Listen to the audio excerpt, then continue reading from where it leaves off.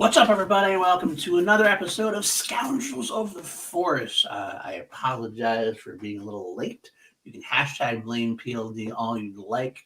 Sometimes things are just a little tricky to get up in the morning after a long weekend, long night at work. And then I had some stuff I had to take care of, kind of emergency, not bad, just emergency type stuff. But that's neither here nor there. We are here. We are only 15 minutes late. I've been worse. Here with my my brothers from another mother. We got Mr. Matty Gunner from the UK. How you doing, my friend? I'm doing good, buddy. How are you? Not too shabby. Not too shabby. Good to have you here as always. As always, mate.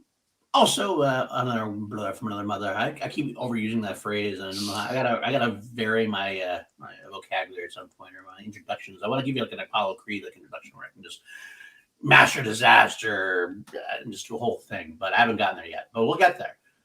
Richard Archer, how are you doing, my friend? What happened to it's me, it's PLD. It's me. That's true. I didn't do that yet today. I'm stumbling around. I'm bumbling like a fool, but I'm here. I guess that's the important thing. We'll go from there.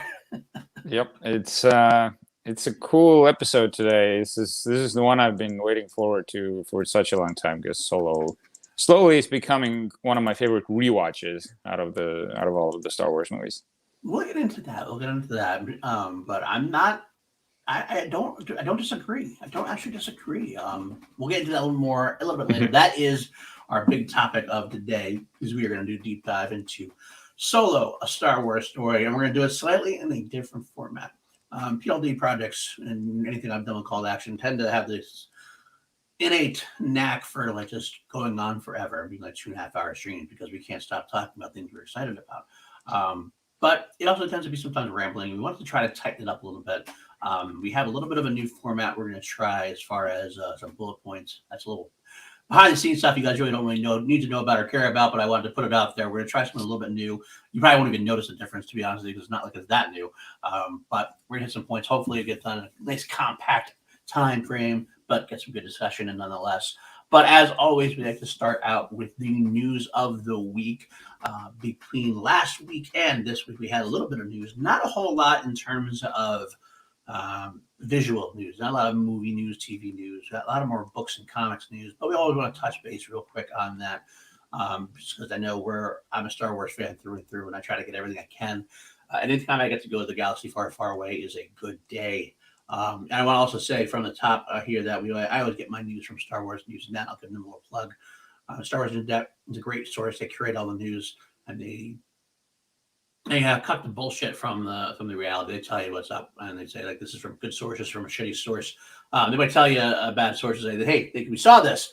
Maybe you want to read about it.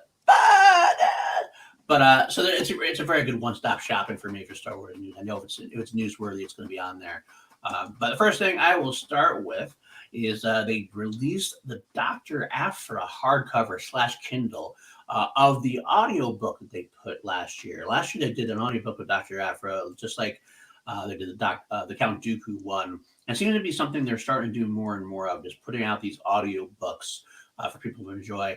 I admit this before, I've kind of made this clear throughout things. I've never listened to an audiobook. I've never been an audiobook guy. I'm a visual reader, although again, this is one of the ones I'd like to start doing, the Star Wars specifically, because I know they go all out. They do add effects, they add music, they add everything. So if I've got to do one, this is the way to go. But I'm actually got to say, I'm really happy that here it is a year later, we're still getting some kind of visual book. This is what I did for the Dooku one. I actually got the Dooku book and read that. So I will get this one, although I did not get it yet. This one came out of nowhere for me. I must have missed this news that they were going to do this, but I'm very, very happy about this. Maddie, what's your thoughts on this? You going to get this? Are you going to read this? I'm definitely going to get this. I'm very much of the mind of I like to have the physical media in my hand, be it vinyl or a Blu-ray or DVD. Like I like to have that in my hands and with reading as well, it kind of helps me visualize. I don't know why, it's kind of a weird thing. If I'm like reading the words on the page, it's like my eyes are more active, like my brain is more active. It helps me visualize the story better. Whereas like if I just listen to it, then it's like, okay, I'm hearing the story, but I'm not really visualizing it in front of me. Right. No, I get that too. It has to be your own speed, sort of. Yeah. I actually wouldn't mind maybe getting the audio stuff to listen to while I read along. That might actually be okay. that would actually be possibly good. One other thing I guess one reason I have against it is I'm also a big music guy, and so any chance I have, if I'm listening to something, if I have time to actually listen to and pay attention to something, it's usually in the car. And it's usually music because that's the only chance I get to listen to my music. To be honest with you, with the busy household I have, when I work and stuff, I'm watching a lot of movies and stuff. So I get a chance to listen to something. I want to get my music, and that's what that. So that's another argument I have for me. Jarvie, what about you? Are you ever? I mean, you kind of read some things sometimes. Are you ever gonna read anything? Are you gonna ever get out of the first grade and say, "I have the first grade novels we can give you"? What do you? I should probably get into the first one. I probably will read in Star Wars is gonna be Master and Apprentice. Okay, That's the one I still haven't read. That's the first one that came out. I was super excited. As I said before, there's like a weird thing with me at books is I'm gonna get in the zone and I'm gonna like read 20 books in a row, and then it's just gonna be quiet for a while. Like there's no reading for me at this point. But with all the High Republic stuff that's coming out, I feel like I'm gonna have to get on there. But for now, I'm still devoting my time to movies and series. I get it. That's one of the problems I have too. Usually I have a reading. I end up reading. Now the best time I read is when I go to work and I'm on the police radio. I can't watch anything, even if it's a busy time. I would have to be kind of ready, but I can kind of have a screen up and read. That's what I can kind of do. So I'll do it I can then. imagine you on the police radio. Like there's a scene in Superbad where the police officer in the bar. Oh my God! There's so much blood. And Obi-Wan Kenobi. Lightsaber. That'd be bad. That and I do it usually like at home from work. I get home from work before I go to bed. I'll kind of like read like a chapter or two or something here to kind of get through it. But you keep reading like different stuff at the same time, though, right? I don't understand how anyone can do that. Like I get it with movies and series, but with books, it feels like you're doing 1 and 2 and 3. It all gets meshed together. I'm doing like 8 at a time. It's ridiculous. Wow. I got like a Star Wars book going. Usually I always have a Star Wars book going. Right now I'm reading the Dragonlance series from Dungeons and Dragons for a long time ago. That was one of my favorite role-playing stuff I was growing up. I hear I stopped making those books. So I kind of like, I'm just going to go through and read the whole line that I have from chronologically start to finish. I'm reading Stephen King. I have a Amazon reader thing, like as a part of Prime. I don't know if you guys know this is part of Prime, but like, every month you get a free book. Like, so they can send this email, you get like 6 or 7 book choices. You can have one of them and you can read it for free. So I always take advantage of that. I have like a whole list of stuff that I bought. Like usually those are my suspense thriller kind of things. Do they offer like any decent books or just like random stuff that no one buys? There's been a couple that have been kind of decent, but some of them they're more stuff that you probably wouldn't. They're probably cheaper books and everything else. But like they're sometimes they're new authors, so you don't know them very well, kind of thing. You're not going to get any like Stephen King or like big authors like that, likely. But I've actually had a couple of fun, especially because I tend to pick like the trashy thrillers, so they're kind of like whodunits kind of things. They're kind of still entertaining and engaging for free. Fuck it, why not? Kind of thing. But yeah, I got Star Wars. I also read Brandon Sanderson. I have so many things I'm reading right now. Oh, Sanderson. That's the one author that I have to get into that you recommended. But about Dr. Aphra, like, because I'm not too familiar with this character. She feels like to me that she's like a mixture of Indiana Jones and Kira in a way. Yeah, she pretty much is. That's a good way to describe her. I always describe her as a dark Indiana Jones, pretty much. So very interesting character. PLD, no one cares. You walk around your house naked with a bandolier pretending to be Chewbacca. I don't pretend. I actually become Chewbacca. You make the noises. I make the noises and everything. Kim sometimes likes it, sometimes doesn't, but that's getting too deep into this. Onlyfans.com/POD projects. There you go. That's the higher Chewbacca Fridays. But regardless, yeah, okay. So that's where we are with Dr. Aphra. You have read some canon books though, Darby, right? I'm not mistaken about that. You've read some of the canon books so far. Sorry, say again. You have read some of the canon books so far, right? I've read the first one that I read was Catalyst. Then I read it was Lords of the Sith, I think. And there was something else. Okay. Wait, what else do I have? I'm kind of blanking at the moment. I think there's like 2 or 3 Star Wars books that I've read so far. Fair enough. Fair enough. Lord of the Sith, man. What a book. Yeah, Oh, I love that one. That's one of my favorite ones. So so good. that shit, to be honest with you. But speaking of books, we should actually take out the other book that came out this week, which was Skywalker: A Family at War. Now here's one of the weird things. I accidentally bought the actually physical media of it. I thought I usually just like pre-order the Kindle version when it comes out. And I don't know if I thought it was like a coffee table book or if I just accidentally hit the wrong button, but also in the mail I got the hardcover, which means it's going to take me a little while longer to read it, to be honest with you, because like I tend to read things on the go with the Kindle, so I have to find time to actually read it. And I really do want to read this one because specifically, the news piece I want to bring up is that somebody, I was kind of fun. Let me interject real quick. I find this funny.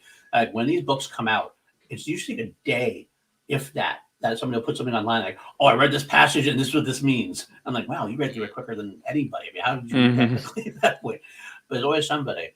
But somebody did. I can't remember who did it. Star Wars Newsnet posted about it. So somebody tweeted out, there's a passage in there which really strengthens the idea that we all have about Liam Neeson coming back for the Obi-Wan series. I think this is something we all think is a pretty much a foregone conclusion. Oh, yeah. But we haven't had any official confirmation about it. Liam Neeson has definitely played coy about it. So, until it's 100%, you always have that kind of like wiggling room of doubt. Like, so it's down to like 97% or something. But the passage indicates that, according to this book, it took 10 years between Revenge of the Sith and 10 years after that before Obi-Wan and Qui-Gon were finally able to commune and talk to each other. It just so happens that the Obi-Wan series takes place 10 years from Revenge of the Sith. And that's something that just was a recent more development. They kind of recently hammered that down. I think initially during the initial process, at one point it was going to be 5 years and 6 years, 7 years. All of a sudden they finally they had script writers change, the story changed a little bit. They announced 10 years. Then this book comes out and says 10 years. Coincidence? I think not. Good series. I mean, you can't bring Luke Skywalker. Spoilers for anyone who hasn't seen Mandalorian season 2. I'm giving you 5, 4, 3, 2, 1. You can't bring Luke Skywalker into the Mandalorian, a show which he by no rights has any right to be in. Really? Okay, yeah, it's around the time Luke would have been around the galaxy. I get all that. But it's such a small pocket story. Like, you don't need Luke. Right. You can't not bring Qui-Gon into the Kenobi story. Right. He has to. There has to be that conversation between Obi-Wan and Qui-Gon where Obi-Wan's got to kind of look Qui-Gon in his Force ghost eyes and say, I failed you. I'm sorry. I promised you. And I failed you. I let you down. That conversation has to happen. Absolutely. Especially when Hayden Christensen is going to be in there too. You can actually technically see Hayden Christensen and Liam Neeson on screen together in a Star Wars movie at the same time. But that could technically happen. We don't know. Oh my God. Do you know, interesting, to me, it seems like it should actually be Qui-Gon that apologizes to Obi-Wan because he's the reason that Obi-Wan trained Anakin in the first place. He was the one who misread for himself, didn't misread the technicality of it because he brought balance, right? But not in the way that he wanted to. So in a way, it's kind of blame Qui-Gon. I thought Hayden was a farmer or something after Star Wars. Johnny, probably not very wrong. He made a few movies, none of them very well. He did actually retire for a little bit, but Star Wars can bring anybody back, as we know. And fans do love him now. And so I feel like it's going to be a very warm welcome back. I mean, that's the thing. I think like a lot of, you're always going to have people who shit on him, like who shit on the prequels and everything else. But I feel like the longer things go, they tend to be, at the very least, accepted. I do remember I was there in celebration. It was the one celebration I've gotten to go to. I wish I could go to more. I hope I can find time to go to more because I love celebrations. This is my 40th birthday present for my wife and other people that gave me this whole thing. They got my buddy and I to go. But it was the one greatest one. That was the one where Hayden Christensen came back the first time, and I was in the room when he got a standing ovation and everything else, and just. It was just so heartwarming because it's like even if like you don't like the performance, he's still a part of the family. It's still a Star Wars thing, so it's something you don't celebrate even if you didn't like it. So I really did appreciate that. I gave a standing ovation. I actually am not one that mind hating at all. I mean, I get could there have been a better performance out there? Probably, but it's still a very strong, a good movie for me. It's one of my favorites. My second favorite film of all time. Second favorite Star Wars film of all time is Revenge of the Sith. So didn't ruin it for me, obviously. Although John also says he could have just run backwards and the shield thing opened. That way him and Obi-Wan could have fought together. No, it's true. You know, that shield thing opened, Qui-Gon just backed up a little bit. That whole sequence has always been a little weird. Like all of a sudden the Jedi, like Obi-Wan has the speed, also doesn't have the speed to get through those things. So sometimes a little convenient here and there. The Force powers tend to be a little convenient, let's put it that way. There's only one thing that can beat the Force, and that is the script writers. But beyond that, I am looking forward to reading this book. To see if there's any more nuggets of information in there. I'm sure I'll get to it eventually. This may not be as quickly as I wanted it to be. I'm still reading that archive book I want to finish first. I mentioned that before on this channel. The Star Wars Archive book, which is basically this big, long, in-depth book about the original trilogy, with quotes from like Lucas and people who were there at the time. There's a timeline of like different shots that were made, different scripts that were like changed, different artwork thing. It's a timeline of everything. It's just brilliant to read. Like I've gotten through Star Wars and Empire Strikes Back now. Eventually, I got to buy the second one, which is about the prequels. That's another couple $100, so I have to wait for. Have you seen the one that's coming out in October? Which one is that? I might not have. Everything.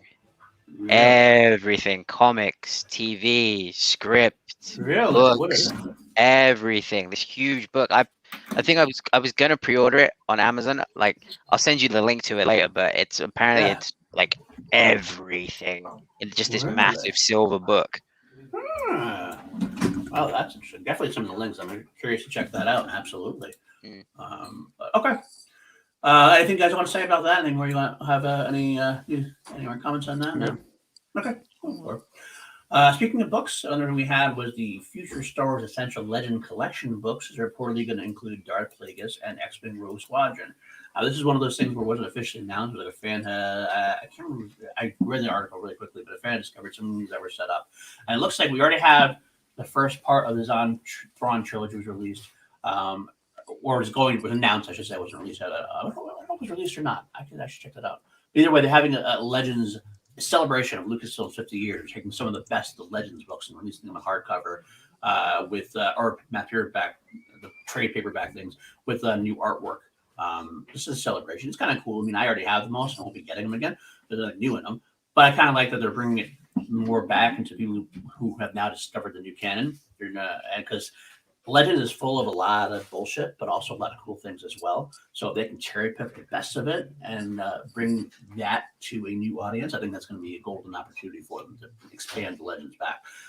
I personally, I don't think it's going to happen, but I would love to see Del Rey or whatever just continue on the Legends canon in a way. That'd be kind of cool to see.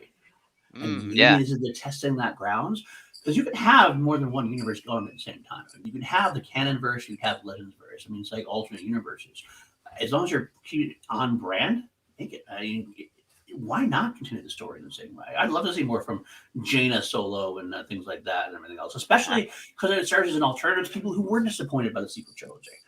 You have both going. I mean, I the only drawback, I guess, would be just perhaps certainly birds fire on the sequel trilogy sucks for a sequel trilogy is great.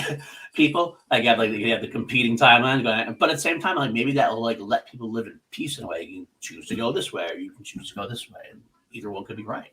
So, but I'm rambling a little bit. For fun. Luke is not BS. His creative genius at his best. It's definitely creative genius. I'll give it that much. Do you have an idea what he's mentioning, Jarvie? I don't think so. In the Zahn trilogy, which is one of the most celebrated of the expanded universe, there is still a little bit of weirdness. And in one of them, there actually, and this is not a kind of minor spoiler, but it's not that much of a spoiler. There is a clone of Luke created at one point, and that's how they type it out. To know, it's the clone, not Luke. It's Luke, Luke. Right. It could be that though. It could be Luke. He's the next generation of clone, right? I'm not saying they're perfect stories, guys. I'm not saying that, but it's still fun. Uh, anyway, regardless though, so anyway, going back to it, we had some announced. The next batch would probably include Darth Plagueis and the first of the X-Wing Rogue Squadron. That makes a lot of sense to me. Darth Plagueis was a very solid novel, a very well loved novel, and one to the point where I think it's the one EU novel that I consistently hear that they want to have included as like a in canon, like without even changing. They're like, let's make this one canon. The Darth Bane trilogy also is mentioned that way potentially. But so that makes sense to me that that's the one they're going to bring out because it's definitely one of the better ones. The X-Wing Rogue Squadron book, I loved it very much, and it's something you could make canon because it's very much off the beaten path as far as like the main Skywalker story goes. I mean, I get they're having the Rogue Squadron movie now, Patty Jenkins, so it's might I don't know if that'll intermash at all. But they're both very solid books, and if you have never read them, I would suggest you get those if there's the ones included. It makes a lot of sense to me. But I like this. I like what they're doing. Are you guys? Do you think this is a good idea by Del Rey or not? I think so. I think this is a brilliant idea to bring all the legend stories to a new audience, to a new generation of people that would have heard like people like us say, "Oh, the way they did it in Legends," and "Oh, how what this one story they told in Legends." Like people would be like, "All right, let me check this out for myself." And I think it's kind of interesting that two of the ones they're bringing in now are Plagueis and Rogue Squadrons, with the Acolyte being announced and the Rogue Squadron movie being announced. I think that's very timely, if I may say. That makes sense. I agree. 100%. Charlie, what are you gonna get these at all? Do you think, or do you think you're just gonna stick? I got nothing. Okay, fair enough. Fair enough. I warned you. There's some news bits on here that I'm just gonna let you guys take the lead on these ones. I mean, going into the multiple universes things, like what is the movie we're talking about called? Solo, a Star Wars story. Why can't you do Darth Bane, a Star Wars story? Doesn't have. And Sure. I said this the other day on the Council of the Sith Council chat.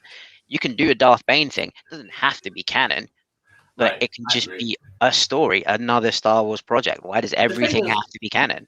The thing is, I'll interject real quick about this thing. It's like they had this whole big deal about everything being bought it, everything back is Legends is not canon. Everything moving forward is going to be canon.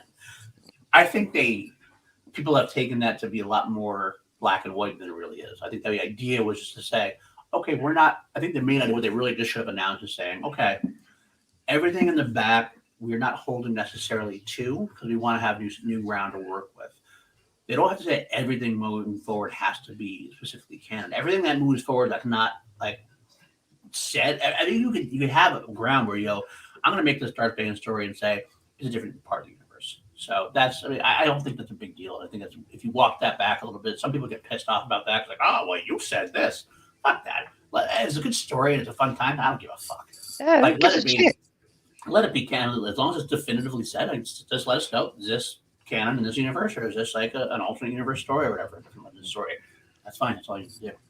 Imagine if they go back to like the old Republic stuff and they have like an on-screen kind of Star Wars version of the Battle of the Bastards from Game of Thrones, but with Jedi versus Sith. How awesome would that be?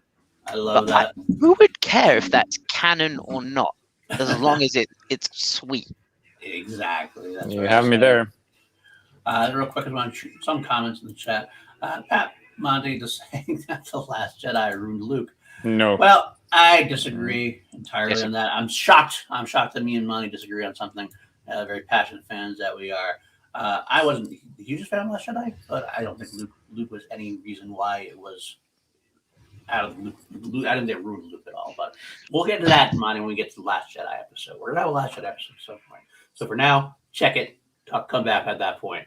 John also wants to know if we checked out the 2D Clone Wars that was put up on Disney Plus last week. Favorite prequel era thing that definitely holds up. That was awesome. I have not watched it again yet, but I actually gave it a watch like last year. So I haven't had a chance to check it out on Disney Plus yet. Hopefully it's the same. I hope it's good quality stuff. I'm hoping it probably holds up better than my scratch DVDs or whatever. My DVDs are skipping a little bit. So I'm excited to check it out because it is quick. It's quick and dirty. You're in and out of that in a short amount of time, and it is a lot of fun. It actually speaks to what we were saying as far as like story, cherry pick stories. There's a lot of stuff in there. It can't be canon. You're all very overpowered I mean, Mace Windu taking on everybody like that whole that's a little bit much, but I love it for the context of what it's in. You know what I mean?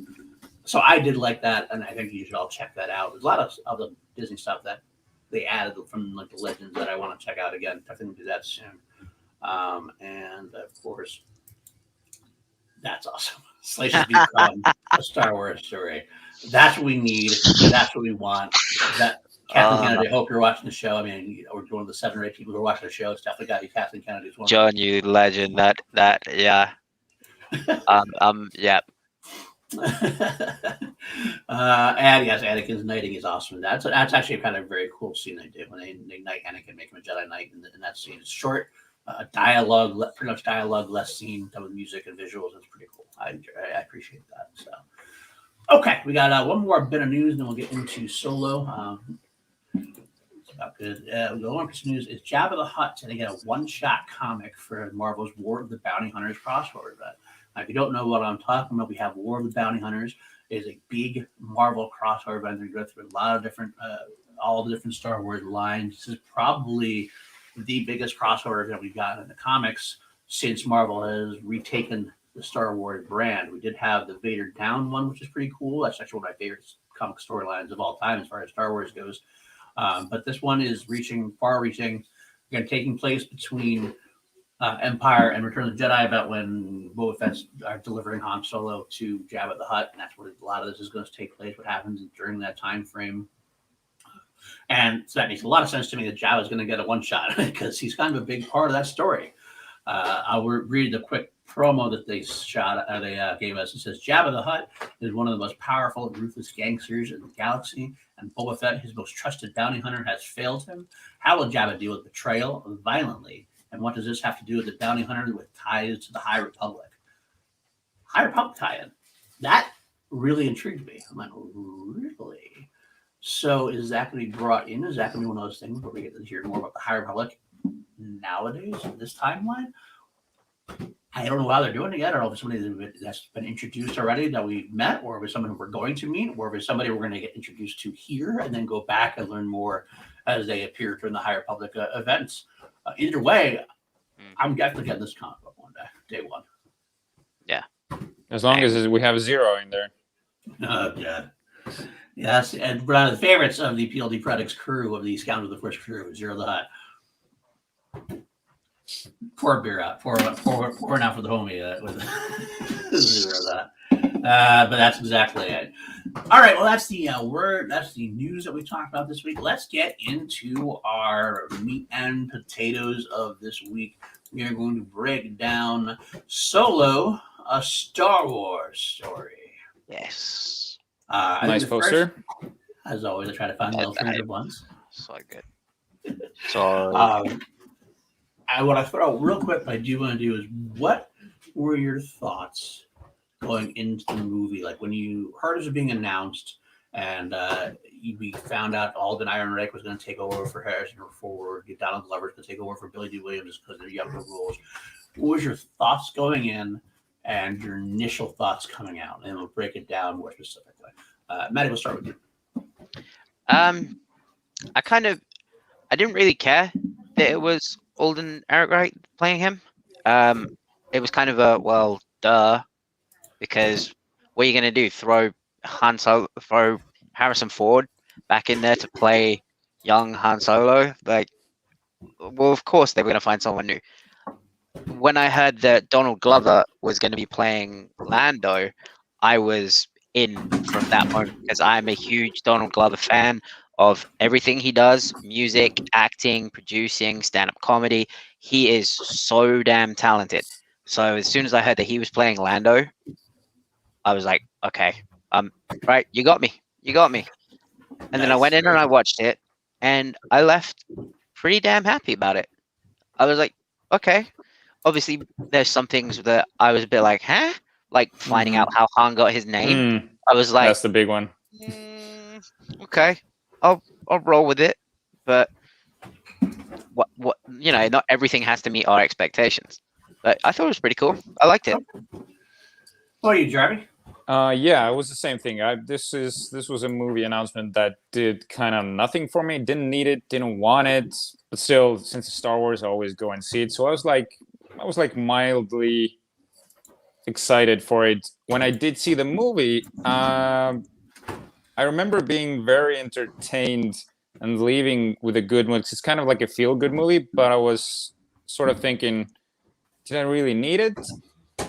I'm not sure if I would want it, but I'm okay with it. Now time has passed on. Now it's a completely different picture for me. But at the time, and I feel kind of bad, kind of ashamed of myself that I let the overall critics and Star Wars fans kind of sway my opinion of it. Because everyone, it seemed like a cool thing to hate on this now, because they used to hate on the prequels. Now it was cool to hate on the Han movie. So I'm kind of ashamed to say that I was sort of wanted to seem cool, or sort of like I was like afraid to say that it was like good and that I enjoyed it. So I was like, I probably gave it like a 6 out of 10 the first time I saw it. Six space. I get that. That's good. I will say that I initially, it's definitely. I agree with what you said about the fans in a way. This is after The Last Jedi, which really became divisive. As we already saw in our chat very much 2 minutes ago from Monty.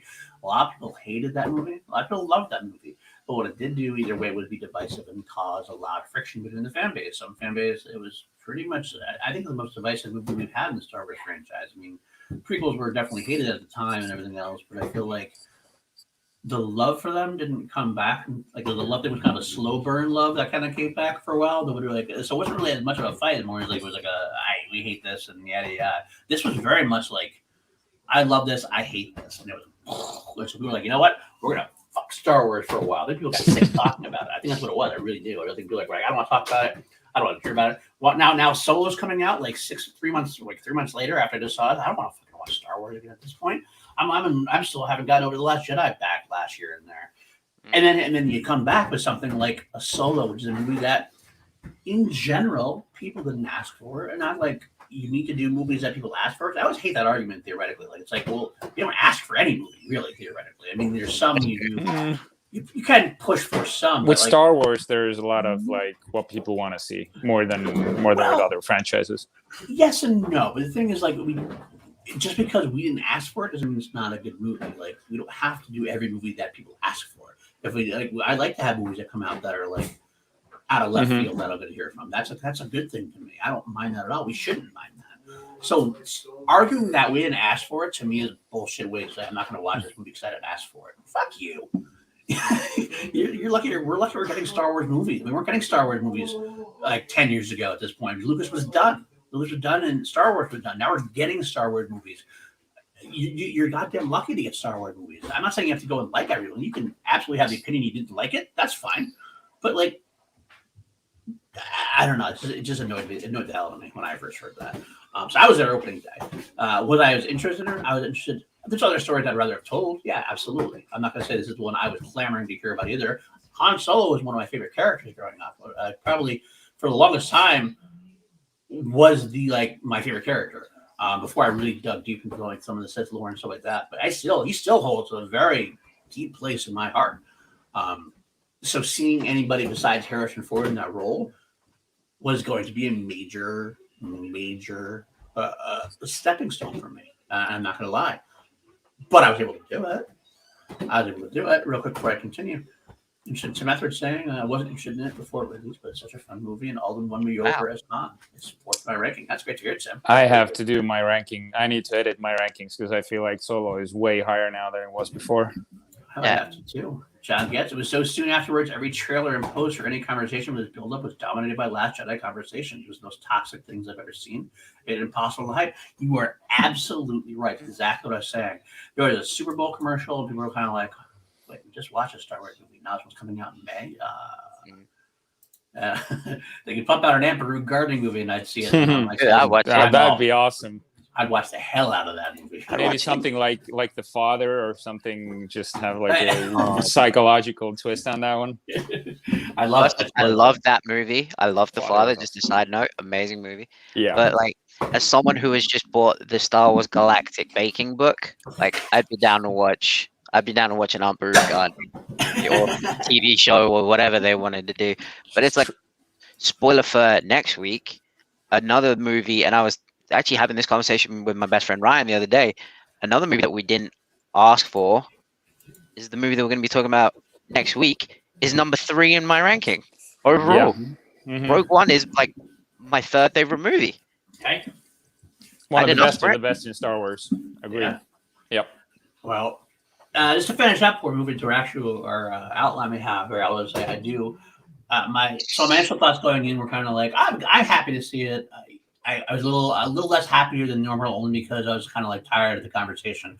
Sometimes I would go to the Star Wars movie. I really just want to put blinders on and talk to positive people. Like, and then when I mean a positive, I'm going to say this real quick. I don't mean you have to love everything about Star Wars. Like, I can talk to you guys, and if you didn't like something, that's fine. I don't care. I still want to have the back and forth about it because that just got tiring. It got shitty. Because when I don't like something in Star Wars, I'm kind of like, I didn't like it. Let's move forward. There's stuff in Solo I didn't like. I don't care though. I still like went. All right, let's move forward. But I will say, after I saw the movie, I was actually I didn't see what was wrong with it, and every time I've rewatched it since, it has grown in my estimation. I think part of that is every time you see it, I'm a little bit one step further from one step further from Alden Ehrenreich having taken over, so I'm used to it. Like, I didn't mind the taking over, but it was tough to get used to seeing somebody else in the Han Solo part. Not gonna lie, but that would have been to anybody that was not Harrison Ford was gonna take a little bit of time to kind of get over. Every time I see it, I'm more and more used to Alden in the role, so it doesn't bother me anymore. I want to ask a question, but we'll talk about this when we talk about our favorite performances, because I feel like that fits more in there. Definitely do that. Just at the end of the day, I was actually very happy with it. It's a fun adventure movie. It doesn't have to take place. It's like the most furthest removed from the Skywalker saga, which is an interesting sidebar. Even Rogue One, which is different, is still really tied in as far as it's necessary to happen to go into episode 4. But right in it, it's like basically episode 4, part 1 in a way, just with different characters. Solo, where it does tie in a little bit, only because of the characters and the Falcon, but it's completely off the grid as far as the Skywalker saga goes. So that, in a way, makes it cool. Is Solo the only Star Wars movie that doesn't have a Skywalker in it? I think it is. Because Rogue One has Darth Vader, right? So Darth Vader, yeah. I'm trying to think there's anyone in Solo that does. Everything else has a Skywalker. Unless you count the Ewok movies, but yeah. Right. I don't. There we go. So, Rogue One. Yeah, Rogue One has yes, Pat, right. We have two Leia, Anakin and Leia. Well, yeah, we know that. But as far as Solo, I'm pretty sure there's nobody else in there. As far as I go, there's Han and Lando. I'm thinking back off the top of my head when I watched it again last night. Yeah, nobody. So yeah, I think that's it. So, all right, let's get into it now. Favorite performance. Who is your favorite performance of this film? Do we do it 1, 2, 3 and then say it together? Do you want to? Let's do that. Okay. Damn it! I was actually gonna let you guys go first. I'm still kind of trying to sort of decide in my mind about it. Okay. We're just gonna say the character name. 1, 2, 3. Dryden Voss. Everything was different. Everything was different. All right, Matty, go ahead. So for me, Paul Bettany shines in everything he does, but him as Dryden Voss made me want to see him in other projects. It made me want to see him in a Guy Ritchie British gangster movie, because you see his range. You see him as Chaucer in A Knight's Tale. He's full of charisma. He's this boundful, big, explosive energy. And then you have him as Vision, where he has no personality whatsoever, but he's still a very commanding presence. And then you have him in The Da Vinci Code as Silas, who, again, no personality, but is absolutely terrifying and intimidating. I feel like Dryden Voss is all of that just encompassed into one character. And it just shows the range that Paul Bettany can perform at is truly, truly underrated. Paul Bettany does, in my opinion, does not get the credit that he deserves as an actor. And in this, he proved it, because he very much plays that part of he's the public face of Crimson Dawn. But there's little moments where he gives off his fear of more. Right. Yeah, I absolutely agree. That's great. I love that you picked Dryden. I also love the fact that you love A Knight's Tale. That's Dude, I I go I back and love forth that you between that and reference. Fight Club as my favorite movie of all time. It's between Seriously, those two. Wow, I love that. I do love Night Cell, so it's fun. It's a lot of fun. Funny thing that I realized about Paul Bettany is when he dies at the end as Dryden Voss. This is the second character that he plays that turns gray when he dies, because he completely like the scars lose color, his eyes go like white. It's exactly like what happened when Thanos yanked the Infinity Stone out of his head. It's true, yeah. Real quick before we go on to your performance drive, I just want to say, there you go. Isn't Han himself directly tied to the Skywalker saga because he followed Ben Solo? Of course he is. The characters are. But the story, what I mean is the story itself doesn't really flow right. Like Rogue One flows right into Episode 4, and it's like it's a big catalyst into everything. Solo, like from a long time, he has nothing to do with. Like, he's not a Skywalker. Yeah, he's not a Skywalker. He fathers Ben Solo is a Skywalker because his mother is a Skywalker. But there's.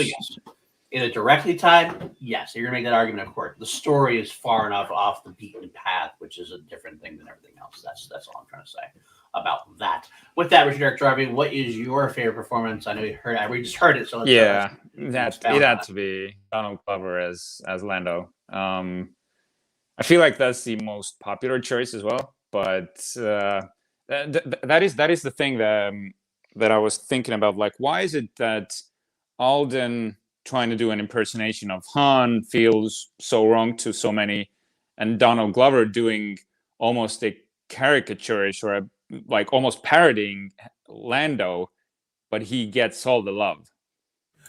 It's kind of a weird thing.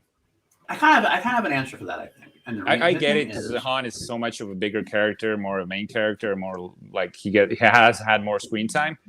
But just when you're comparing sort of not an impersonation, but what's the word I'm looking for? Interpretation of a character. One gets so much love, and one is kind of, I would say, rather disliked. I feel like Alden's Han is more disliked than loved. I think. Well, that is a good point. And actually, I did have the same thought at one point that exactly the same reasons. But I will say it's because the film is titled Solo. I think that everybody could go against Iron Knight because like it's more about the Solo character. Lando on both cases isn't nearly as involved as much as he said, and maybe character you can get away with a caricature of a character in a supporting role that you can't do as a leading role guy. And that's the big difference. Like if you can get away with a character role and you kind of get with it, and I wouldn't say that Glover is completely impersonating Billy D. Williams, but he's allowed to do the Billy D. Williams more than Alden was ever allowed to do that. And taking it way further, like Donald Glover is doing like some awesome stuff. Like he's almost like an influencer in the Star Wars world. He's doing a podcast. He's like he knows everyone everywhere. He's into card game. He's like a player in this universe. he wears the capes. Everything is like overblown about him, like sort of. But it all works. It works so well with the character. 100%. There you go. John gets, we saw a lot more of Harrison. We see a lot more of Alden. So, leave or support. Exactly. That's my point as well. But you make a good point as far as why Donald Glover was so great. I loved him in this movie. Actually, when we were just talking about, like I said before, when we were going into my favorite performance, I hesitated doing the 1, 2, 3 thing because I'm kind of like have a couple performances in my mind, and Glover is one I definitely considered. Alden actually was one I actually considered too because I think. In terms of what I want to say about Alden real quick is that given it's like that Olympics thing, degree of difficulty, given everything that he had to go through and like the amount of views on him and how people were ready to shoot him because he wasn't Harrison Ford, I thought he handled it all very well and put on a very strong performance. And he won me over enough that even if I don't necessarily completely see Han Solo, I don't know if I would see anybody as Han Solo. Exactly. Except for Harrison Ford. So with that in mind, I think he did a great job, and I had a lot of fun with it. And he grows on you more and more each time. This is what I was saying. Like as my first thought is this movie and this character grows on you more and more. The more and more you watch it. Right. 100%. And just before I pass the torch to you, I feel like Donald Glover's like quirkiness and his weirdness, his lines are a tribute to Lord and Miller. I feel like this is like he's like when he's doing his podcast and stuff, and when he's like really weirdly sort of talking, like I feel like this is what Lord and Miller did with the movie, and just Ron Howard decided to keep. I don't think if Ron Howard started this movie, we would have gotten this version of Lando. So I feel like there's a lot of them in here. That's a very strong point, and I would love. We're never going to get it, and I'm not going to. I don't want to start a. I don't know enough hashtags, but I will release the Lord and Mother cut. I would love to see. And it doesn't exist. Obviously, it's a totally different scenario. It doesn't exist at all. We should get a Lego version of their story, just like. Yeah. I would. I guess I would just say I would have loved to have seen the differences between what we got and what we would have gotten, because that would be fascinating to see. I think it would have been. I don't know if it would have been better. It just would have been different and differently awesome. But maybe it didn't fit their vision. I'm not going to argue at this point. I want to go into a Lord Miller. Hopefully they can do a Lego version or something sometimes, or we can get to see what happened behind the scenes as far as that goes. But we probably won't. It'll probably end up, and that's fine too. I mean, I'm happy with what we got, so we're good that way. Really close one that I almost picked was Phoebe Waller-Bridge as L3. Oh, really? So, but I just she is freaking awesome, and I have a little fun game if we have time at the very end. I just want to do some Would You Rather's with you. Okay. So there is one I feel like, but we'll save that at the very end. Sure, so Paul, here. I like it. Which character do you pick, Paul? It's funny because, like I said, I was kind of sure. I'm glad I picked the one I picked because it wasn't either of them. I did like Donald Glover. I did like Bettany. I actually loved Woody Harrelson in this aspect. Yes, dude. Yes. And part of that is going on to what I said about Alden. I think Woody Harrelson had the second degree of difficulty as far as overcoming certain things. Yeah. Even more than Donald Glover, I feel, because Woody Harrelson had to overcome Woody Harrelson. And he's sort of the grandfather to Han Solo, because people knew that he was going to be the mentor. So there has to be some Han in there already. Yeah, you had to. I can see where Han came from. You got to see the likenesses in him, but he had to create his own unique individual character as well. And I think he scored across the board.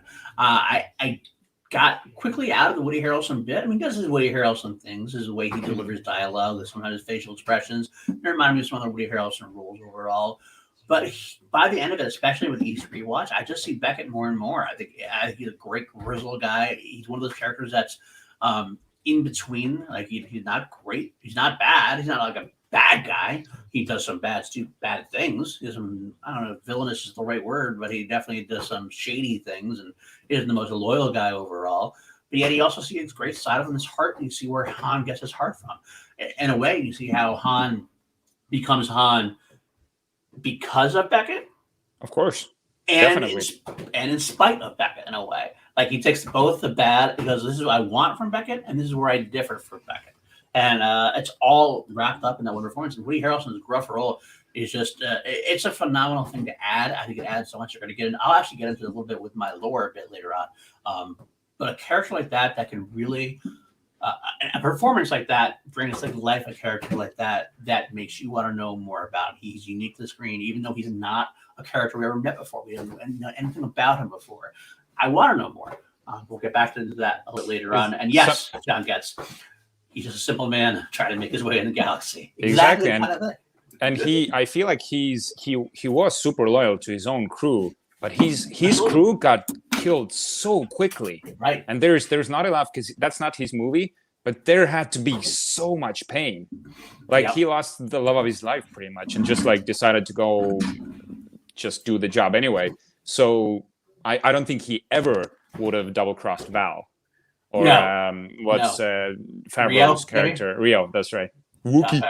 I love the way he said Wookie. I want to marry that way he pronounces Wookie. Wookie. She got sharp teeth. I love Rio. Rio's actually one of my favorite parts of the whole movie. Low key, I wish she had more. That's one of I'm jumping ahead of the gun a little bit, but like one of the least favorite parts of it was unfortunately the fact that I wanted to spend more time with the crew. I did like that crew. They were so a little rushed in a small amount of time, but also then they were gone. Again, this is not their story, so I understood how it had to happen. So it's almost like I always didn't want to get to know them so well if you're going to get taken away so quickly. I want more time with Rio and Val and everything else. But we'll get into that a little bit sooner too. Right now, let's get into the fist pump moment, taken blatantly from Action Movie Anatomy. Our favorite parts of the movie that week. Let's go. Yes, we're watching this. I want to see this all over and over again. I want to put it on repeat. I'm going to call Jarvin. I'm going to call Gunnar and go put it to this scene on the Blu-ray. Pause it and watch it together. Anytime. I don't care if you're at a funeral. You're gonna go home. They're already dead. Go home and watch the movie right now. Hit the bathroom. Put the video on. Let's do it. Let's go, Gunnar. What's your fist pump moment? All right, you guys are gonna hit. It's gonna be the chat. You guys is all gonna be no shit, Sherlock. Darth Maul showing up. I'm shocked. But I have a 1A and a 1B. Darth Maul showing up, 1A. Darth Maul opening his mouth and it being Sam Witwer's voice is 1B. Because I was like, holy shit, they actually used Witwer's voice. Mm-hmm. Wow. Because getting off topic, the whole Ray Park thing, Sam Witwer was a pretty jacked dude. Imagine if they did a future project with Maul and Sam was physically Darth Maul. He'd be perfect for it. That was when I was like, oh shit, that could happen. Well, only half. John. I love John. John's my favorite people in the world. I love John, but shut up. No, that's awesome though. No, that's a great moment. I do. It's actually funny. I will say it's funny that like some people have decried the moment, but like they kind of make fun of it when Ball just like ignites his lightsaber just because. Like, what's the point of him getting his lightsaber there and a hologram? Like, it's that's this is one of the biggest things, except for the Solo name thing that people like to hate on. I don't really care anymore. He's just that's Maul showing off. I tell you exactly what it is. It's a more big swinging dick moment. Basically, him turning on the lightsaber, being like, "Hey." But does he have Rush a dick, me like though? Dryden did? I probably not, because he got cut in half. Yeah. So that's why he ignites it. That's his sort of. He's compensating. That's like why people start. Yeah, I'm not. He's compensating at this point. I'll say this is exactly he's compensating. All right. Jarvie, what's your fist pump moment? There's like 4, but I'm trying to figure out which is the ultimate one. I feel like I have to go with the obvious one, and it's got to do with the Millennium Falcon. Obviously, it's first off, I'll break this into 2, because first off, I love how Lando and L3 salute each other when they're going hyperspace, when they first do this together. And then after Han takes the cockpit and Chewie sits beside him for the very first time, is when Kira realizes like she knows nothing about the ship. Chewie just goes, does everything. The music comes on. They sit together, look at each other. They give each other the look. This is I know this is an obvious choice, but this is like the best moment in the entire movie. I read some people like some people think you look great. You look great. Some people say that's cheap, and that's a cheap plug for me. I was like, that's what I wanted from this movie. That's one of the things I wanted. Exactly. Like, that's what you wanted to see, and they delivered it well. I mean, it wasn't like forced. It was like kind of Han and Kira. Of course, Kira's going to sit down with it first. And when Chewie revealed to I love that she did. Yeah, and she's like, all right, go. And then I was like, sit down. Chewie's sort of like in the back. Okay. Yeah, let us check out. Chewie's like, yeah, whatever. All right. You want to sit there? I know a whole lot more than you. I've forgotten more than you know. But all right, whatever.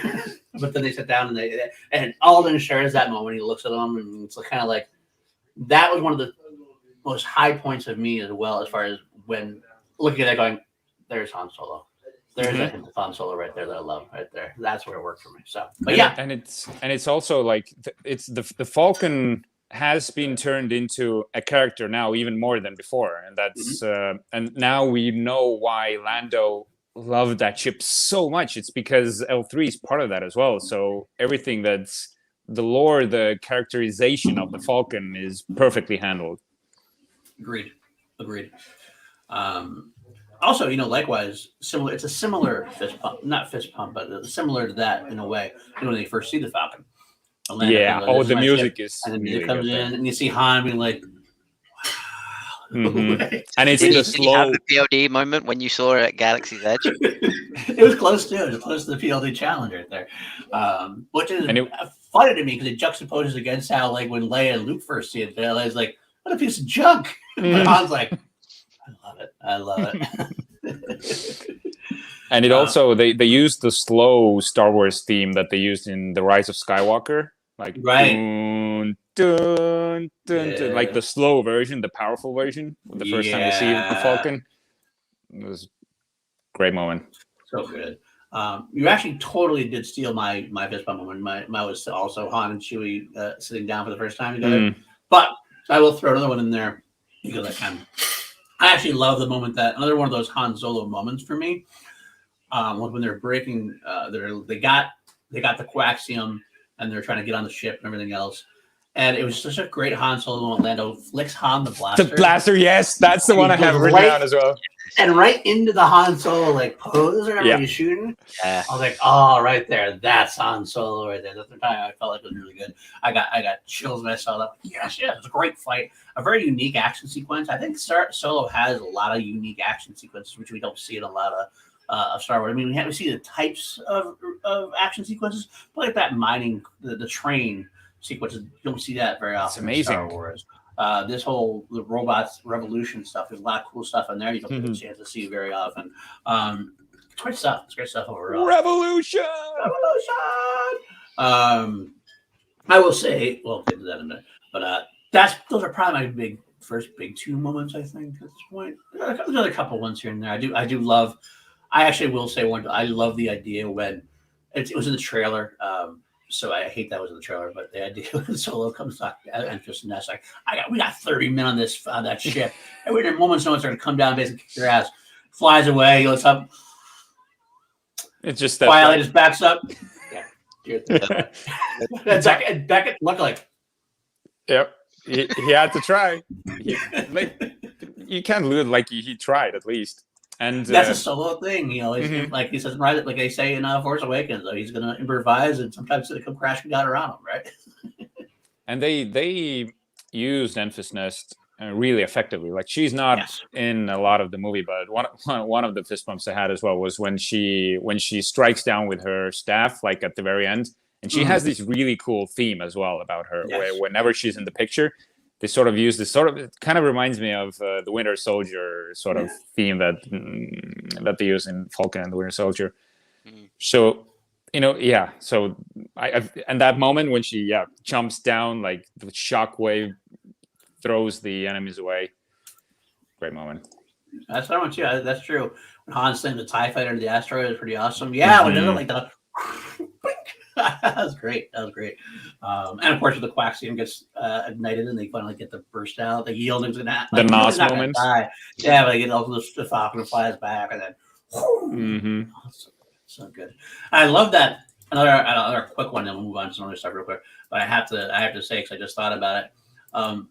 A very Han Solo moment when they're flying in that area, and Han tells Kira about, remember that maneuver we tried at Corelli at the beginning of the movie, and when they fucked up and they got sideways and they had to get out, and Kira's like, yeah, I remember, yeah, and I remember we failed at it. I said Harrison Ford. See how bad this? Han Solo doesn't care that he failed before. He's got such confidence in himself.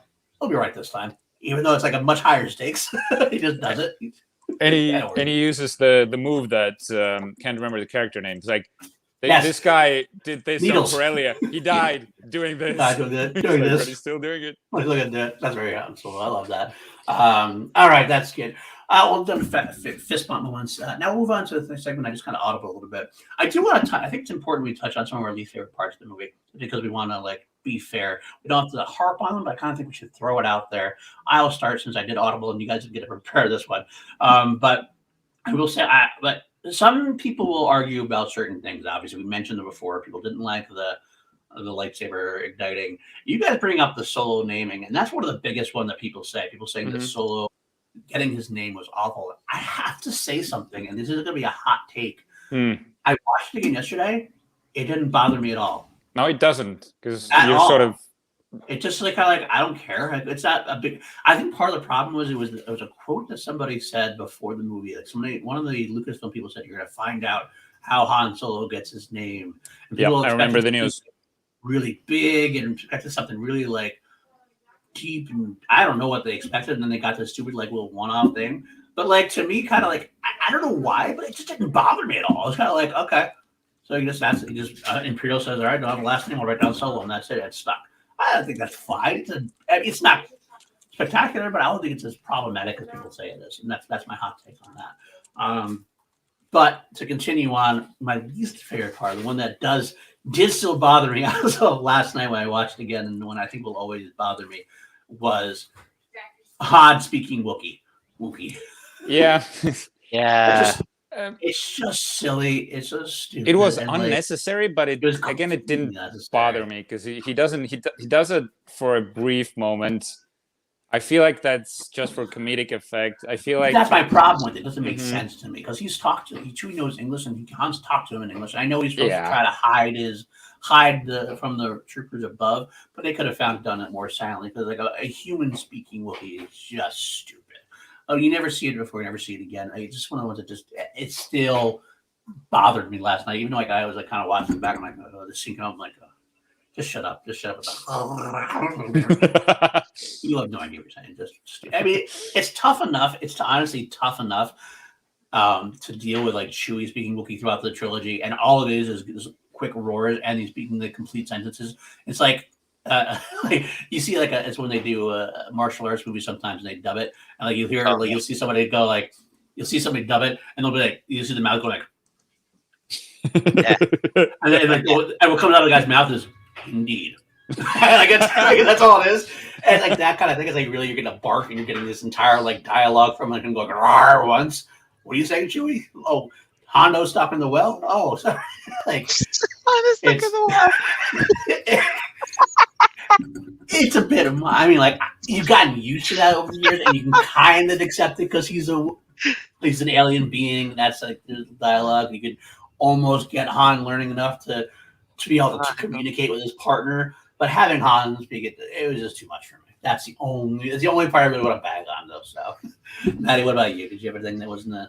I did, and I'm gonna speak to all the guys in the chat, all the guys watching you two on this show. How could Beckett do it, man? Han finally he meets his girl after so long apart. They're in the cupboard, they're in the closet, they're making out. Am I interrupting something? Bro, I watched you making out with your girl by the fire and I didn't say shit. I just sat there and I smiled like, oh, that's cute. They're all in love. I get my girl and you come in like, oh, am I interrupting something? Kira's not married to Dryden. She's not dating Dryden. She's a slave. Dryden bought her. Like, back off, bro. Let me work my scoundrel charm. Fair enough. Real quick, yeah, you're right, John. I'm sorry. I was being specious. She was not telling you, specious son of a bitch. All right, that's fair enough. John, what do you have against dogs now? What are you, an animalist?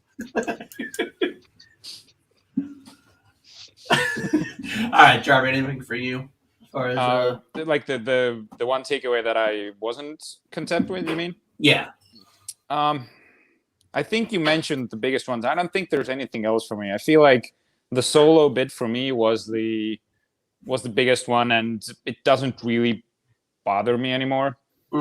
It was. I think it's the first time you see it. It's the first time you see it. That's when you feel like, okay, that was a bit too easy, too simple. Does it just because there's gonna be a lot of people who join the Empire without giving their last name, so you just have like a list.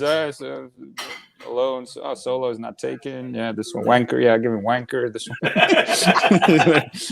That's a totally different movie right there. Wanker. A Star Wars story. All right, what's your name? Seymour Butts. Seymour Butts.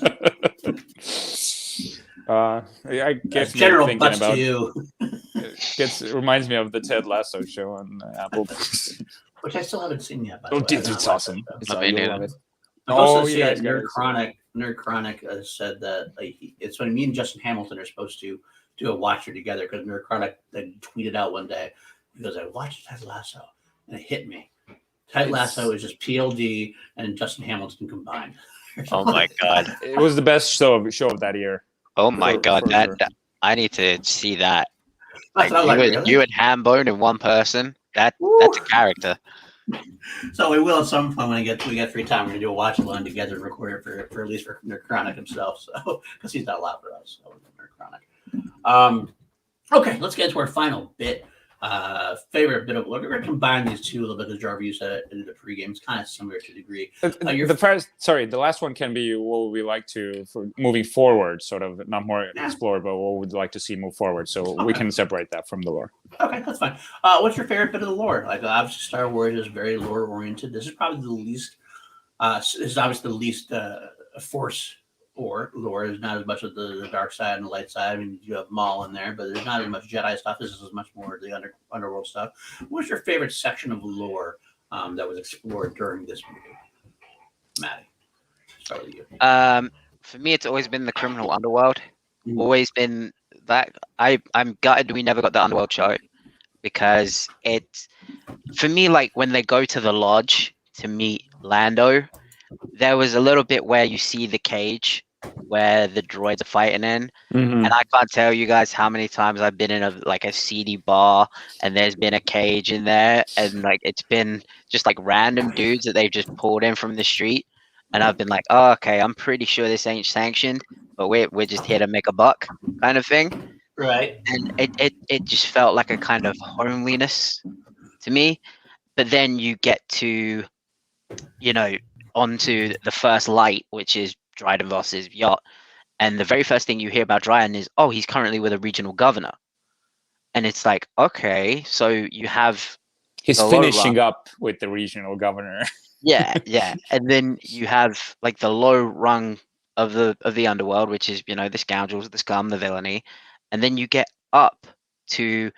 And it's one of the things that I actually loved about The Last Jedi was that kind of corporate elite, the arms dealers tied in with all the regional governors and all the different politicians. And then what's the very first thing you see? What Dilly's, I forget the guy's name, I should know his name, but you just see Dryden gutting him. And it's like, oh, Dryden Voss can just do that to a regional governor and nothing will happen to him. It's like, I want to see more of that.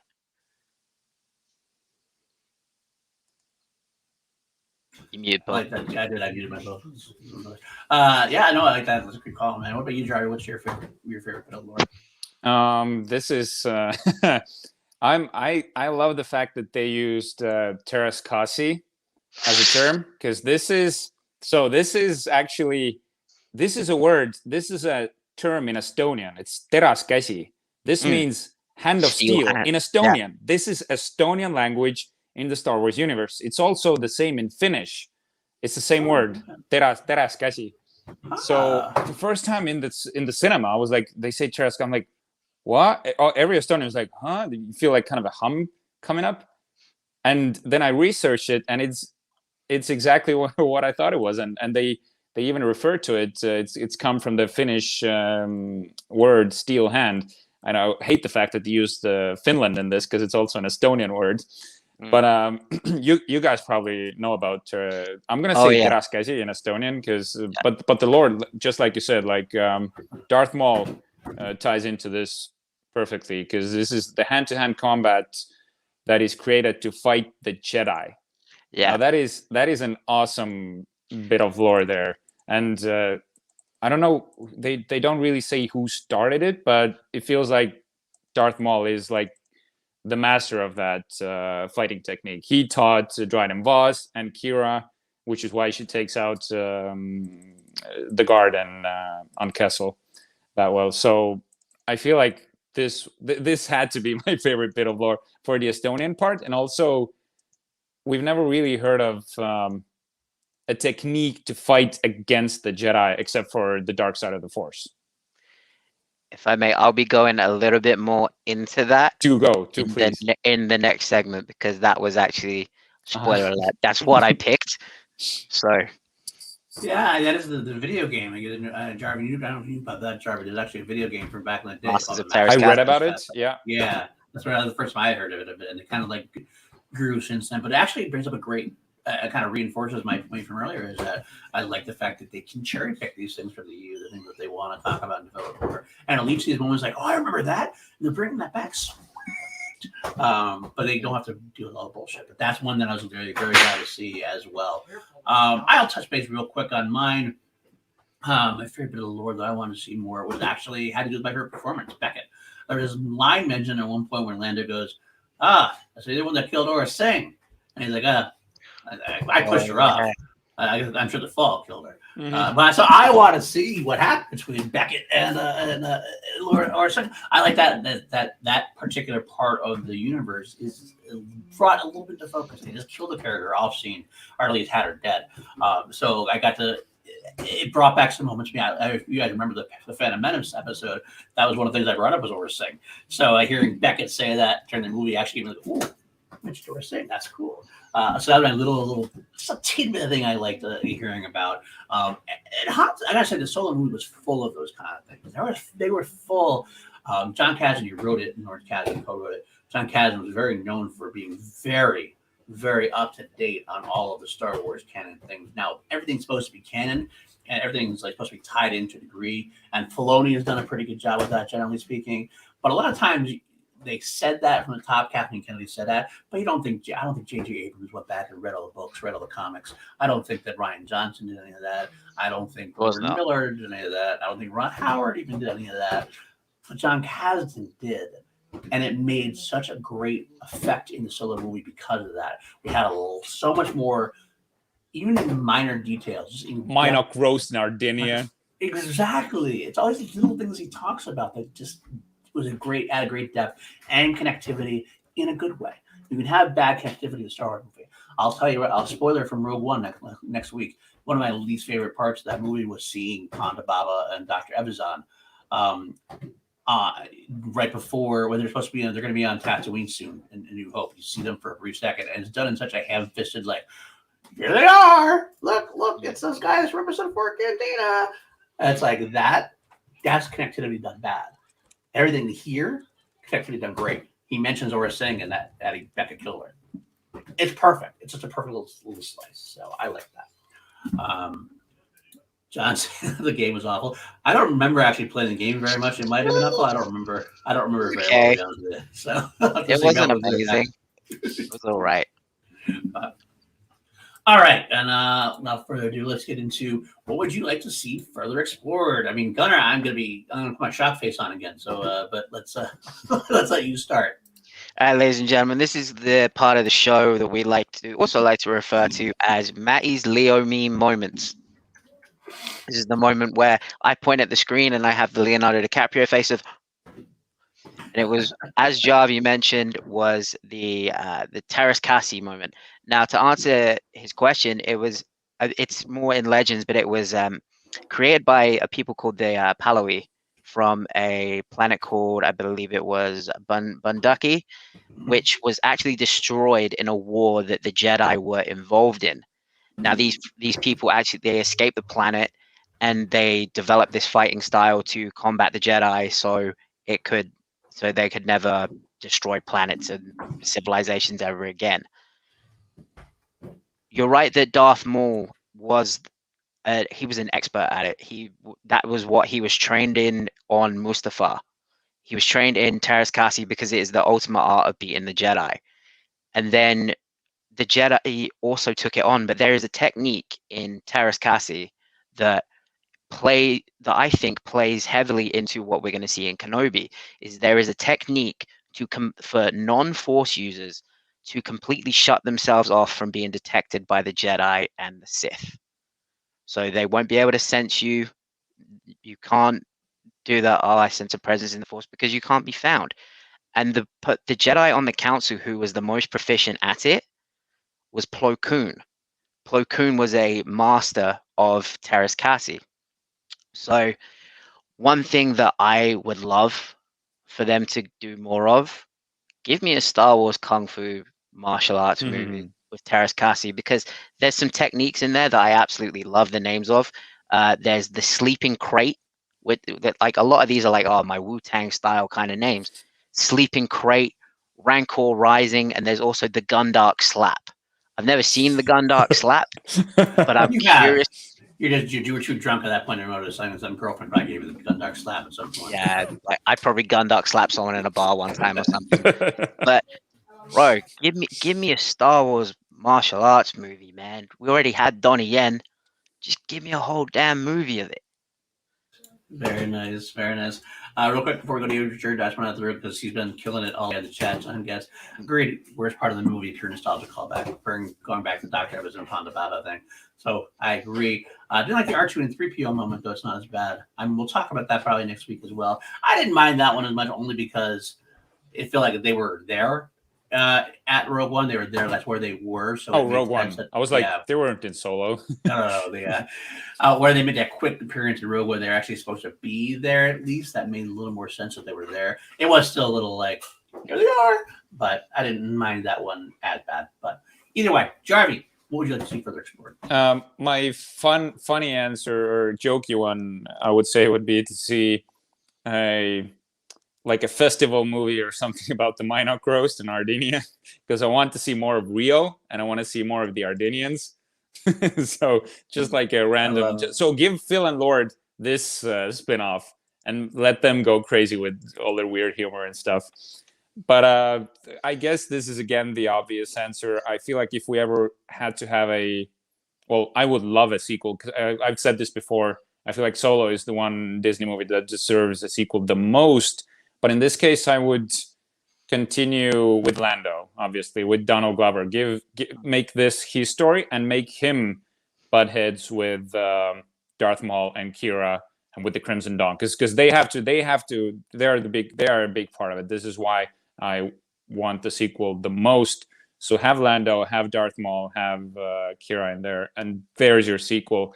And I feel like this would be a big hit. Hashtag make Solo 2 happen exactly. But it doesn't need to be Solo 2. It just can give us a Lando. Hashtag make Solo 2 is just the idea of a sequel. Yeah. It's working easier to say that. Thank you, Star Wars use Netflix to make that happen as well. That's their big hashtags. I'm so cool with that as well. I like that. I like that idea quite a bit. I'll throw in my last bit. You got something to say, Matty? Sure. I was going to say, they better hope that, Donald Glover puts pen to paper for that Lando series. He will. I think he will. I don't think it's going to be an issue. Disney money, mate. Anyone will. Yeah, exactly. It's just a matter of when, not if, as far as I'm concerned. I will say real quick about mine. Let's see, it's actually it's a through pattern for this entire film. It's more Beckett. I would like to see maybe an animated series about Beckett and the gang. Kind of like do like what Clone Wars did for Anakin and Obi-Wan's relationship. Like Solo, the gang dies too quickly for me. And you get more Beckett and Han. Let's see what happens to Beckett, Rio, and Val and those crews. Let's get more adventures with them. That'd be a lot of fun, like heists, like getting them into like places where that'd almost be like a continuation of Solo without Solo in a way. But you're gonna see a lot more. I think a lot of fun with that. Especially you got the actors like Woody Harrelson back with Jon Favreau voicing Rio and everything else, and Tammy Newton. That'd be a lot of fun. I feel like we could have so many different things in there. You could throw Han in there. You could throw all these different characters in there. It'd be a lot of fun. So I'd like to see Maz and Rio together fighting for a Wookiee. For a Wookiee. Exactly. That'd be great. Wookiee love. That'd be great. Sweet. I don't think you'd get that on the big screen. I don't even think you'd get that Disney Plus series. If you get a Disney Plus series like that, and you can get Woody Harrelson to commit, I almost prefer animated in terms of, because I think a lot of Disney Plus series tend to be more special event series. They can be going instead, like outside of Mandalorian, you're getting the Book of Boba Fett, you get the Obi-Wan 6-episode series. I think they're looking to tell more movie stories in a television format, so to speak. This is something that if they did, I wouldn't want like a closed story for the gang of Beckett and the gang. I'd like to see just more the continuing adventures of in a way. So that might fit better as an animated project potentially. But if you happen to get live action, I'm all about that as well, obviously.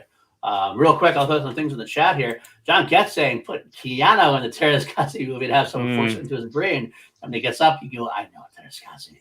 And Blue Coon can go, It'd be Keanu would make an awesome Sith. It's funny you said my ultimate fan cast for Keanu is Darth Revan, who also Darth Revan also knew Terrace Cassie. True. So There we John have Getz, it. you fucking genius, Getz.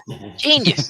Genius. And Tim Etheridge says, would love more of Enfys Nest and the Cloud Rider. Mm. Eric Kellerman is killing it in Falcon Winter Soldier. You're It's the same absolutely character. right. That's It's Carly. basically, yeah, it's basically the same character. Mhm. At that point, I would love to see more of that's actually, Tim, I got to tell you, when I was talking about this particular segment, I tossed up between the Beckett gang and between seeing more of Enfys Nest and the Cloud Riders. Both of them would be fun. That'd be another one that might be good. That might be a good one for animated as well, potentially. But since Aaron Cummins not like a big get yet, it might be a way you could do that live action. I feel that's more of a through line story we'd have to go through, rather than the continuing adventures of. But it could be done really well. I'd like to see that explored though either way. I think that'd be a lot of fun. So yeah, that's where we are, guys. Do you want me to give you some? This is my impromptu segment to give you guys some would you rather's in the Star Wars universe. We'll do it real quick. It's funny, like I said, we did this whole thing to make this show a little bit shorter, a little more compact. Like hoping we already are though. 10. But we are doing better than we had before. I still like to get that a little bit more, but I like where your head's at. I kind of want to hear these because I'm kind of intrigued ever since you mentioned it. So without further ado, let's get this done, then we'll wrap up and get out of here. All right. Go ahead, Trevor. Would you rather? How many of these do you got? I got 4 or 3. Okay. I'll pick the best ones. First one, I'll ease you guys into it. Would you rather only be able to talk like a Wookiee or like Yoda? Yoda. I mean, like, at least I'd people go understand Yoda. Sounds kind of stupid because you always talk like friggin', I don't know, like better. That Chewbacca impression hurt my throat last week. I don't think I could keep doing that. All right. Well, at least people could understand Yoda to a degree. Like, not a lot of Han Solos running around that you understand the Wookiee language. The Wookiee. Wookiee. All right. Another one's going to be a bit more harsher. Would you rather kill a bunch of younglings in the Jedi Temple or a bunch of Ewoks on Endor? Younglings. Fuck Liam. Yeah, me too. Yes. High five. Wow, we're all going to get shut down. I yelled yes too loud. Yes, I'm going to kill a bunch of kids. Awesome. That's Jarvie for you, and that's Gutter for you. Wow. I mean, I beat up kids all the time at the gym anyway. So I'm used to it. I have kids, so I'll have to go with kids as well. So. I hope the cops don't say anything about it, though. My kids are old now, so it's not happening right now. So Don't you work? I'll go kids. Fuck them kids. That's what he's saying. Yeah. Wow, are you going Ewoks or younglings? I'm going younglings. I gotta go younglings. All right. Fuck them kids. Okay, so this is probably my favorite one. Would you rather play Jar Jar Binks in every Star Wars movie or have a Stormtrooper cameo in one episode of Kenobi? Stormtrooper cameo. I know Jar Jar Binks. You're gonna be the most hated character in all of Star Wars. They're gonna force you in every Star Wars movie. That's a paycheck that I get to go. No paycheck. No paycheck. Oh, no paycheck. No. This is just. You didn't say that because I was saying. Well, first of all, it's a continuous paycheck. Here's the other thing. More residuals. Yep. More residuals. Let's say you get rich off both of them. You get rich off both of them. I also say Jar Jar. Here's why. I get to be on set and film every Star Wars movie available. I don't care if I'm hated. I get to watch everything go down. Fuck yeah, I want to see it all go down as close as I can. I mean, I get to meet all these actors coming in, all these actresses that are coming to play. 110% Jar Jar. Hate me all you want. Hashtag blame TLD. I can be hashtag blame Jar Jar just as easily. Oh my god. I picked the Stormtrooper because I loved Tom Hardy's cameo. I know it was a deleted scene. Daniel Craig as well, but like Tom Hardy's one is so funny. I understand why it was cut, but it's literally just like, hey,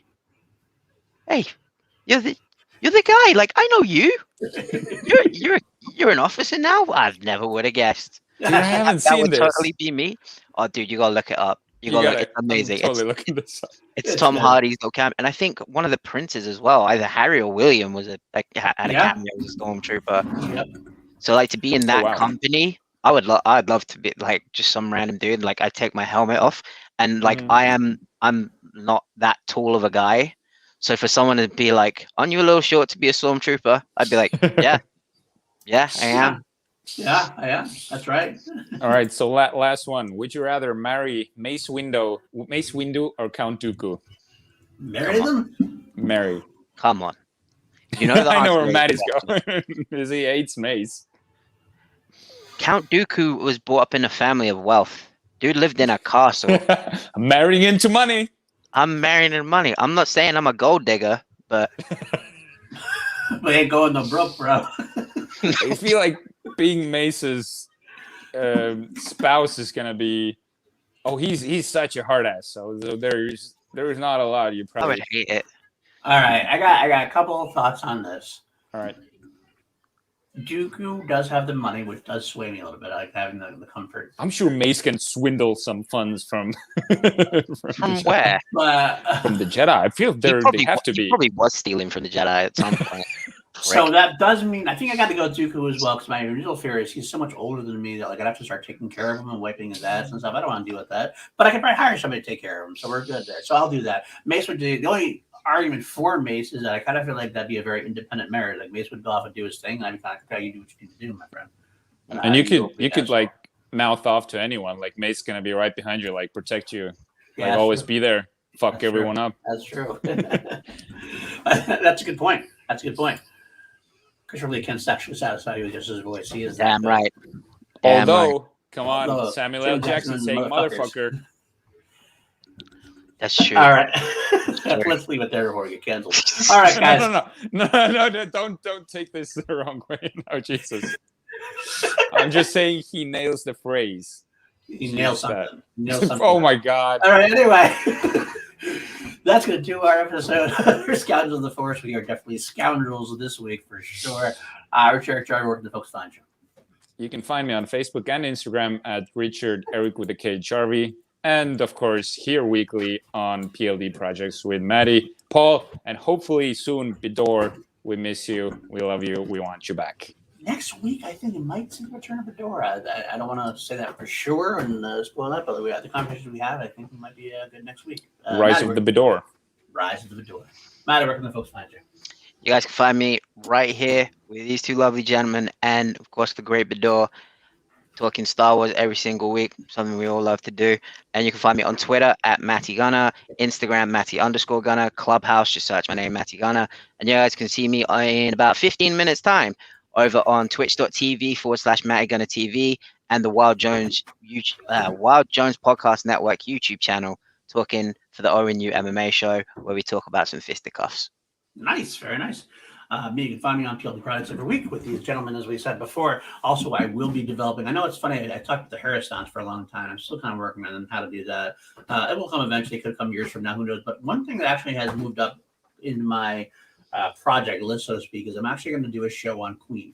I see my dirty, sweaty Queen. Finally. I'm going to do a short form show. I'm working on the details. I'm very close on getting this done, where I will be going song by song, maybe the quick 10 to 15 minute videos on each song in Queen's discography, and potentially get it solo works. And I have a lot of stuff going on with that, so that should be fun as well. I'll let you know more about that when it happens. I will. If you want on, I'll definitely do it. 100%. Okay. Also, we have I'm on Call to Action and Schmodown After Show. We have Chilled Action this week on Monday at 8 p.m. Pacific. We got the boat, Brad Gilmore, who I've been working with a lot recently, as you guys know. So that should be a lot of fun conversation there. Speaking of Brad Gilmore, the boat, the FCL, the First Class League, which is the next evolution of the Schmodown, the NXT to the Schmodown's WWE. That's on Tuesday nights at 3 p.m. Pacific, 6 p.m. Eastern. We got 2 matches going down this week, so make sure you check that out. Also, finally, Action Industries, Ben David and Andrew Guy's channel. You do Falcon Winter Soldier reviews on on Fridays rather, and then we do all sorts of weekend programming tonight at 8 p.m. or 5 p.m. Pacific, 8 p.m. Eastern. We have the Action Guys, which should be there. That should be a lot of fun hanging out with those two. And I think that might be everything. If you're here for the first time, thank you for hanging out. Thanks, John. Thanks, Tim. Thanks, Monty. Everybody was in the chat. Star Drew Blues in here as well. Hopefully, I'm not forgetting anybody. Vermont Mike. Always great to have you guys here. Click click subscribe if you haven't already. You can always throw me some Streamlabs, donate to the channel, ask questions. You can leave it in there. I check it before every show, so you can even leave a question in there just now, and I'll get to it when we have our next show. And also, you can find in the description my TeePublic. You can get your own Scoundrels of the Force shirt, also a PLD Project shirt or hoodie or anything like that. Next week. Hopefully, like I said, Bador will be back. I do want to get some other guests on. I think this time slot will work for more people. Like I said earlier, making that happen will happen eventually. I've been kind of busy, a lot of stuff with the FCL and things like that, so I haven't had a chance to really explore that. Hopefully, we'll do that soon. Of course, we got the Bad Batch coming up soon. So the Bad Batch reviews are going to be happening quick and first. That's going to change our format a little bit. We're going to definitely do big time Bad Batch reviews. When that breaks down May 4th, that week's gonna be really nuts. Bad reviews episode, and then the Friday have 2 episodes, a big long 70-minute premiere, I think it is, and then another episode on Friday. So it'll be 2 episodes. We have to maybe a watch along. Sunday. Maybe we can do a watch along potentially. Yeah. Potentially, it'd be tough to do. It's tough to do with my schedule. I'll be honest with you, but maybe we can make something work out. We'll kind of explore that and go from there. If not, I could actually let you guys do it. I'll give you a charge to stream, or you guys could do it without me even if need be. Yeah, I prefer it that way. I'm sure you do. Wow. Son of a bitch. All right, guys. But that's it. Yeah. So you'll see us then next week. We'll be doing Rogue One, the Star Wars story, and of course the latest news from the week. So that's it, I guess. As always, justice is done. So I salute you. May the Force be with you. Let's get out of here before I say anything else. Oh, is it the wrong show? Oh, yeah. All right. Bye now. Take care, guys.